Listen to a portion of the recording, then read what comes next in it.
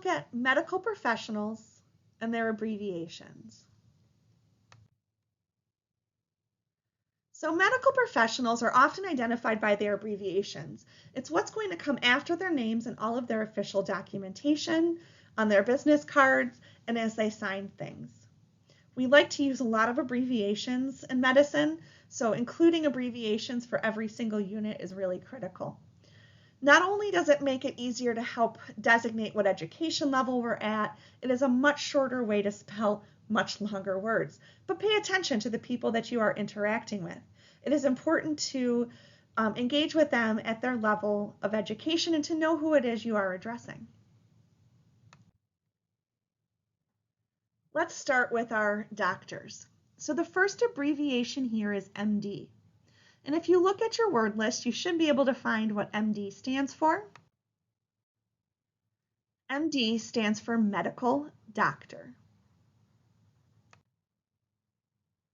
Next, we have the initials DO. Take a peek at your word list and see what it stands for. This stands for Doctor of Osteopathy. Next, we have a DC. Again, this is right on your word list, so take a peek. A DC is a Doctor of Chiropractic. Next, we have an ND. ND stands for a naturopathic doctor.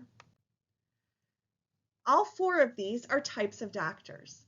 Okay, this is not an exhaustive list. There may be some others. However, right, when addressing one of these healthcare professionals, they have the ability to diagnose and to treat disease.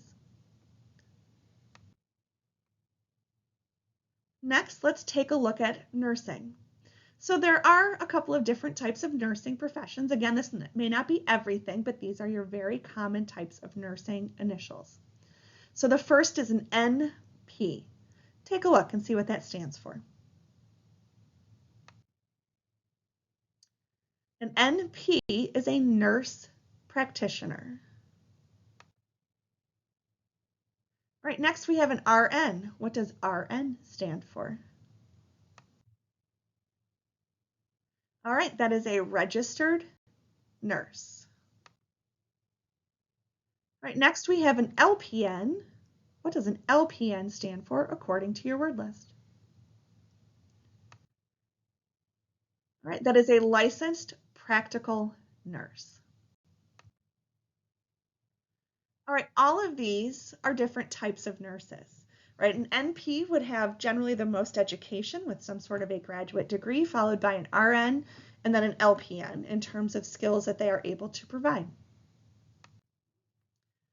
Let's take a look at a couple of other professions. This isn't to say that these are the only other initials and only other professions, but they were just a few that we picked because they are very common.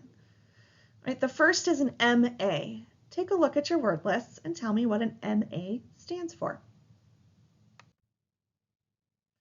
That's right, that is a medical assistant. Next, we have a PT. What do you think a PT stands for? That, of course, is a physical therapist. There are lots of other professions in healthcare. You may want to look up some of those abbreviations, but these are some of the most common and the things that you will see day in and day out inside of your health professional career. So make sure that you understand these abbreviations.